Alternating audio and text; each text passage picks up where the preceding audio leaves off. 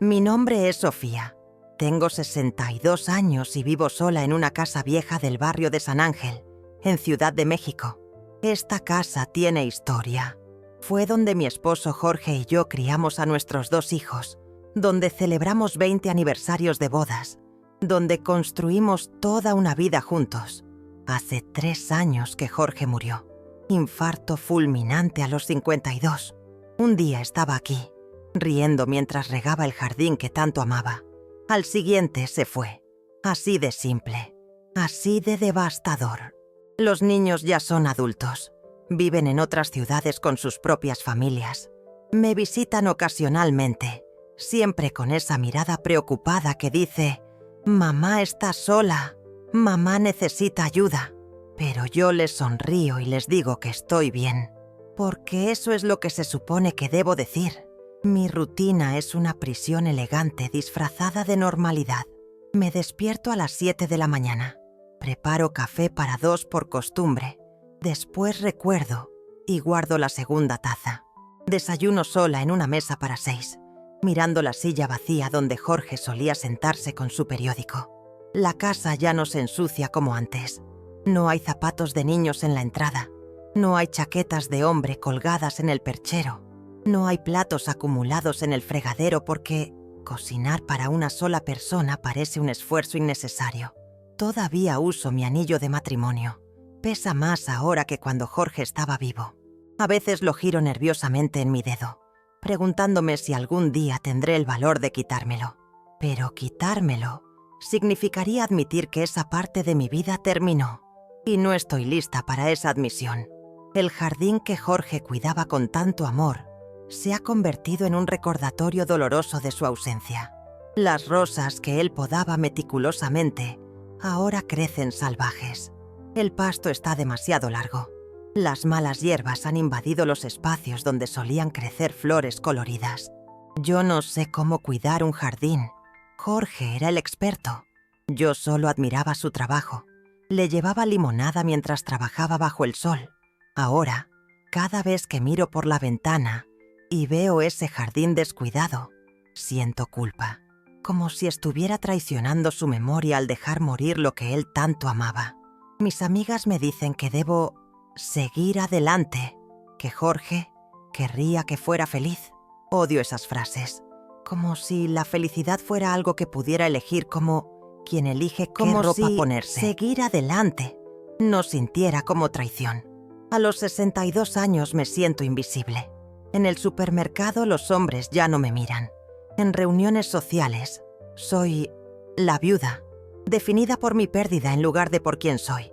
He comenzado a vestirme en colores neutros, como si estuviera tratando de fundirme con las paredes. Me miro al espejo ocasionalmente y ya no reconozco a la mujer que me devuelve la mirada. Las arrugas alrededor de mis ojos se han profundizado. Mi cabello tiene más canas de las que recuerdo.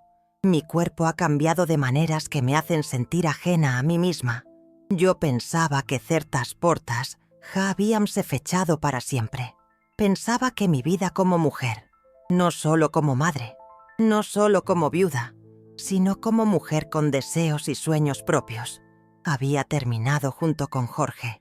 No tenía idea de que un jardinero joven con manos fuertes y ojos amables estaba a punto de recordarme que yo todavía existía debajo de toda esa tristeza y rutina.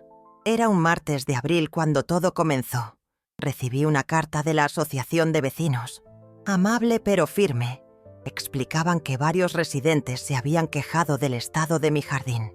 Entendemos su situación, decían con ese tono condescendiente que odio, pero el jardín está afectando la apariencia del vecindario. Me sentí avergonzada y molesta simultáneamente. Avergonzada porque tenían razón. El jardín estaba horrible. Molesta porque sentía que me estaban juzgando, presionándome a funcionar normalmente cuando por dentro todavía estaba rota. Pero sabía que tenían razón. Algo tenía que cambiar. Mi vecina, doña Mercedes, me recomendó un jardinero. Mi sobrino, me dijo. Joven, trabajador, honesto. Te cobrará justo y hará un trabajo excelente. Me dio su número y me animó a llamarlo pronto. Tardé 3 días en hacer esa llamada. Marcar ese número significaba admitir que no podía mantener lo que Jorge había construido. Significaba permitir que un extraño entrara al espacio sagrado que había sido el santuario de mi esposo. Pero finalmente lo hice. La voz que contestó era joven, amable. ¿Señora Sofía? Sí, mi tía me habló de usted. ¿Puedo ir mañana si le viene bien? ¿A las 10 de la mañana? Esa noche hice algo que no había hecho en 3 años. Me preocupé por mi apariencia. Me mentí a mí misma mientras lo hacía. Solo quiero verme presentable, me dije mientras elegía cuidadosamente qué ponerme. Es cortesía básica no parecer un desastre cuando alguien viene a trabajar a tu casa. Elegí un vestido de algodón azul claro, que Jorge solía decir que hacía resaltar mis ojos. Lo había guardado en el fondo del closet, sin tocarlo desde su muerte. Cuando me lo puse, noté que me quedaba un poco más ajustado que antes. Había perdido peso por el estrés, pero mis curvas todavía estaban ahí. Me cepillé el cabello más tiempo del necesario. Me puse un poco de maquillaje. Solo un toque, nada exagerado. Solo para verme saludable. Me justifiqué frente al espejo. No para impresionar a nadie. Encontré un perfume que Jorge me había regalado años atrás. Apenas me puse un poco en las muñecas. El aroma me transportó inmediatamente a momentos felices. Casi me hizo llorar. Pero también me hizo sentir algo. No sabía qué, pero era la primera vez en 3 años que sentía algo además de tristeza. A las 9:45 de la mañana, estaba nerviosa como adolescente esperando su primera cita. Ridículo, me regañé. Es solo un jardinero. Va a venir, va a trabajar en tu jardín, va a irse. No es gran cosa, pero mi corazón latía más rápido de lo normal. Mis manos estaban ligeramente temblorosas mientras preparaba café, pensando que tal vez le ofrecería uno cuando llegara. Solo es cortesía, me repetía. A las 10 en punto exactamente. Sonó el timbre. Respiré profundo. Alisé mi vestido innecesariamente y abrí la puerta. Y ahí estaba él. Miguel. Ese era su nombre, aunque no lo supe hasta después. Probablemente tenía 30 años, tal vez 32. Alto, moreno, con ese tipo de cuerpo que viene de trabajo físico real, no de gimnasios costosos. Brazos fuertes bronceados por el sol, manos grandes que se veían capaces de mover la tierra, pero también de ser sorprendentemente gentiles. Pero lo que más me impactó fueron sus ojos, cafés, cálidos, con ese tipo de mirada que realmente ve a la persona frente a él. Cuando me miró, no vi lástima como veía en los ojos de mis amigas. No vi el juicio que temía de mis vecinos. Solo vi reconocimiento, como si me viera realmente a mí, no solo a la viuda del señor Jorge. «Buenos días, señora Sofía», dijo con una sonrisa que iluminó su rostro. «Soy Miguel. Vine por lo del jardín». Su voz era profunda pero suave. Tenía ese acento del norte de México que siempre me había parecido encantador. «Sí, por supuesto», dije, y me sorprendí de que mi propia voz sonara casi normal. «Adelante. El jardín está...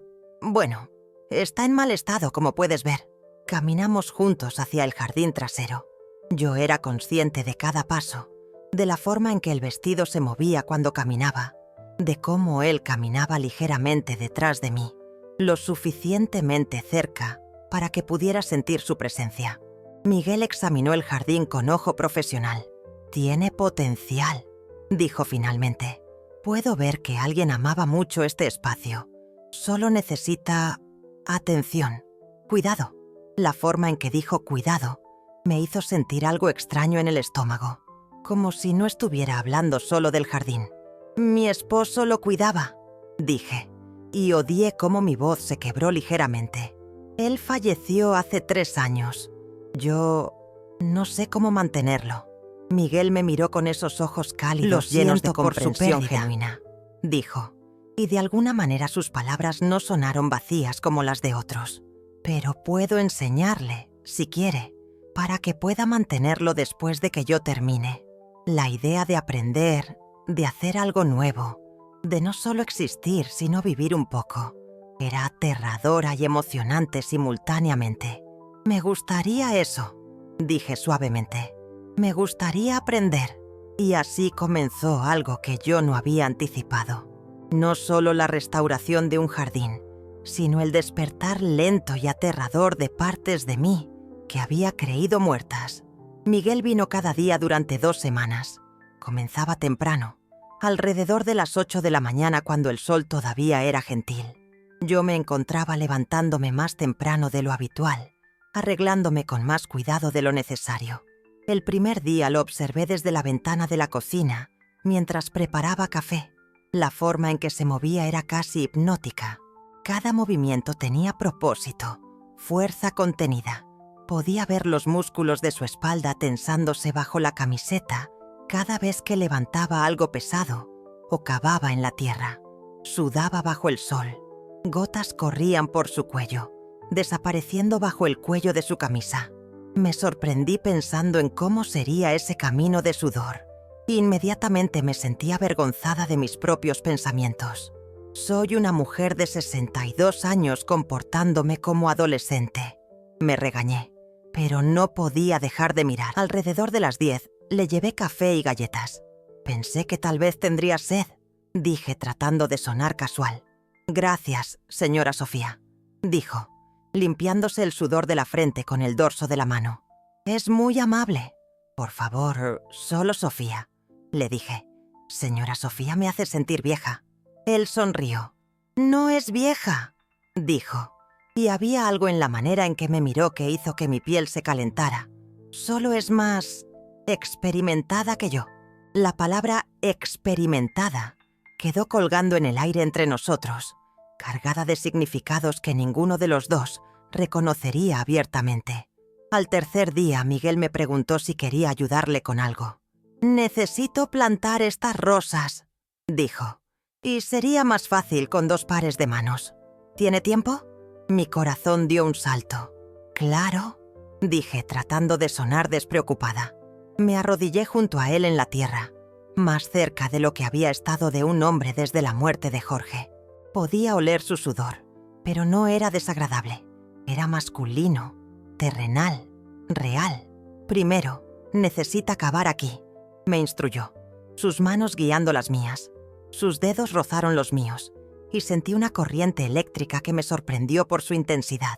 «Haga el hoyo lo suficientemente profundo para que las raíces tengan espacio». Trabajamos en silencio confortable durante un rato. Yo era consciente de cada punto donde nuestros cuerpos casi se tocaban. Su hombro cerca del mío, su brazo rozando el mío, ocasionalmente cuando alcanzaba una herramienta. «¿Sabe?», dijo de repente. «Mi madre es parecida a usted». Sentí una punzada de decepción que me sorprendió. Por supuesto me veía como figura materna. ¿Qué había esperado? «Ella también quedó viuda joven», continuó. «Mi padre murió cuando yo tenía 12 años. La vi apagarse durante años, como si una parte de ella se hubiera ido con él. Y luego, lentamente, la vi volver a la vida, volver a ser ella misma». Me miró directamente a los ojos. «Usted me recuerda a ella en esa fase de transición, entre quién era y quién todavía puede ser». Sus palabras me golpearon con una fuerza inesperada. Sentí lágrimas picando mis ojos. «No sé si puedo volver a ser quien era», admití, y era la primera vez que decía eso en voz alta. «No puede convertirse en alguien nuevo, alguien que integra el pasado, pero no vive prisionera de él». Había tanta sabiduría en esas palabras, viniendo de alguien tan joven.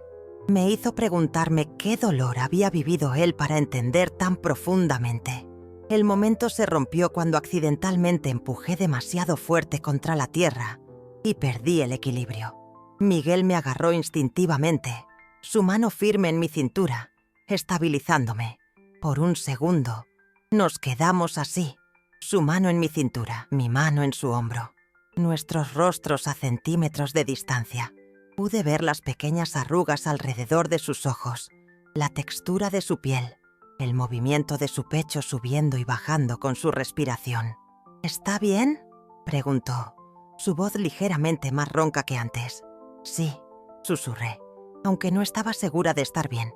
Mi corazón latía tan fuerte que estaba segura de que él podía escucharlo.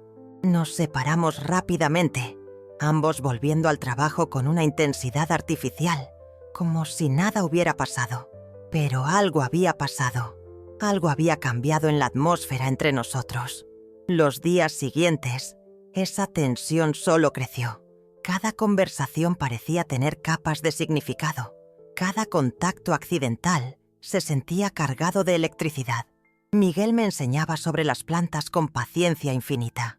«Tóquelo aquí», decía, guiando mi mano sobre las hojas. «¿Siente qué suaves son? Eso significa que está saludable». «Oh, presione la tierra firmemente alrededor de las raíces. Necesita sentir la resistencia, saber cuándo está lo suficientemente firme, pero no demasiado». Todo sonaba inocente. Todo era técnicamente sobre jardinería, pero la forma en que me miraba cuando decía sentir, presionar, firme, sabía que él también sentía esa tensión creciente entre nosotros. Una tarde, cuando me entregó una herramienta, nuestros dedos se tocaron y permanecieron así un segundo más de lo necesario. Cuando levanté la vista, lo encontré mirándome con una intensidad que me hizo sonrojar.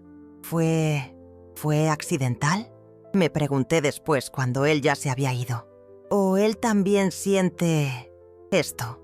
Por primera vez en 3 años, reconocí el deseo, el despertar de algo que había creído muerto para siempre.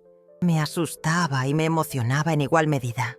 Y esa noche, cuando me miré al espejo antes de acostarme, vi algo que no había visto en años. Un rubor en mis mejillas, un brillo en mis ojos. Me veía viva. Era el último día de trabajo de Miguel en mi jardín. 2 semanas habían pasado en un parpadeo y yo me sentía extrañamente triste sabiendo que terminaría pronto. Ese día tenía un proyecto final: instalar un enrejado nuevo contra la pared del fondo del jardín, donde las enredaderas de jazmín podrían trepar. «Es una pieza pesada», me explicó Miguel esa mañana. «Voy a necesitar su ayuda para levantarlo y fijarlo en su lugar. ¿Le parece bien?» «Claro», dije, tratando de ocultar lo nervioso que me ponía la idea de trabajar tan cerca de él. El enrejado era de madera tratada, hermoso pero definitivamente pesado. Miguel lo había apoyado contra la pared y ahora necesitábamos levantarlo y fijarlo con tornillos largos en puntos específicos. «Párese aquí», me instruyó, posicionándome en un lado del enrejado. «Va a sostener este extremo mientras yo ajusto los soportes del otro lado. Después cambiaremos». Me posicioné como me había indicado. Miguel estaba al otro lado del enrejado, tan cerca que si no hubiera estado la madera entre nosotros, nuestros cuerpos habrían estado casi tocándose. «Ahora, cuando yo cuente a 3, levante», dijo. 1, 2, 3. Levantamos juntos. El enrejado era más pesado de lo que había anticipado. El esfuerzo en mis hombros. «Aguante ahí», dijo Miguel, su voz tensa por el esfuerzo. Podía ver el sudor formándose en su frente, sus músculos flexionándose mientras trabajaba para posicionar los soportes. «¿Lo tiene?», preguntó. «Sí», dije, aunque mis brazos temblaban ligeramente del esfuerzo. «Bien. Ahora necesito que presione contra la pared mientras yo aseguro este lado». Me moví más cerca de la pared, presionando el enrejado firmemente. Miguel se movió también, y súbitamente estábamos increíblemente cerca. Su cuerpo casi contra el mío, solo el enrejado entre nosotros. Podía sentir el calor de su cuerpo, escuchar su respiración acelerada por el esfuerzo. «Perfecto», murmuró, y no estaba segura si hablaba del enrejado o de nuestra posición. Trabajó rápidamente, fijando el soporte con tornillos largos. Yo mantuve mi posición, consciente de cada punto de casi contacto entre nosotros. Su brazo rozando el mío cuando alcanzaba una herramienta, su aliento cerca de mi oído cuando se estiraba para alcanzar un punto más alto. «Ahora el otro lado», dijo, su voz más ronca que antes. Cambiamos de posición. Esta vez, cuando levantamos el enrejado para ajustar el segundo soporte, algo se atoró. «Está atascado», dijo Miguel frunciendo el ceño. Necesita empujar más fuerte desde su lado mientras yo jalo de este. ¿Así? Pregunté aplicando más presión. Ponga Más, todo su peso contra él. Me presioné más firmemente contra el enrejado. Miguel jalaba del otro lado con fuerza considerable. Podía ver cada músculo de sus brazos tensándose, su cara concentrada en el esfuerzo. Y entonces, súbitamente, el enrejado se deslizó en su lugar con un clic fuerte y satisfactorio. «¡Entró!», exclamé sin pensar, y entonces me di cuenta de cómo había sonado. Miguel levantó la vista hacia mí, y por un segundo, nuestros ojos se encontraron. Había sorpresa en su mirada, pero también algo más. Diversión, conciencia, ese reconocimiento compartido de la tensión que había estado construyéndose entre nosotros durante 2 semanas. Una sonrisa lenta se extendió por su rostro. «Sí», dijo suavemente, sosteniendo mi mirada. «Entró perfectamente. Encajó, justo donde debía». Sentí calor subiendo por mi cuello hacia mis mejillas. Me sentía avergonzada, pero también había algo más. Una sensación de alegría, de ser mujer de nuevo en lugar de solo viuda, madre, sombra de quien había sido. Yo no quise decir... Empecé a tartamudear. «Yo sé», dijo Miguel, pero su sonrisa no desapareció. «Es solo... fue divertido. El timing perfecto». Nos miramos por otro momento. Algo íntimo compartido en ese espacio entre broma y algo más serio. Y entonces, él rompió el contacto visual, volviendo al trabajo con determinación profesional. «Déjeme asegurar estos últimos tornillos», dijo, su voz volviendo a su tono profesional. «Y después estará todo terminado». Lo observé trabajar, sintiendo una mezcla extraña de alivio y decepción. Alivio porque la tensión había sido rota. Decepción porque significaba que todo había vuelto a normal, a seguro, a no complicado. Pero mientras veía sus manos hábiles asegurando los tornillos finales, fijando el enrejado firmemente en su lugar, me di cuenta de que nada podría volver a ser completamente normal otra vez, porque en estas 2 semanas algo en mí se había despertado, algo que había estado dormido desde la muerte de Jorge. No amor, no todavía, tal vez nunca, pero posibilidad, la posibilidad de sentir de nuevo, la posibilidad de desear de nuevo, la posibilidad de ser mujer de nuevo, con todas las complejidades y placeres que eso implicaba. «Listo», dijo Miguel finalmente, dando un paso atrás para admirar su trabajo. «Quedó perfecto». Miré el enrejado.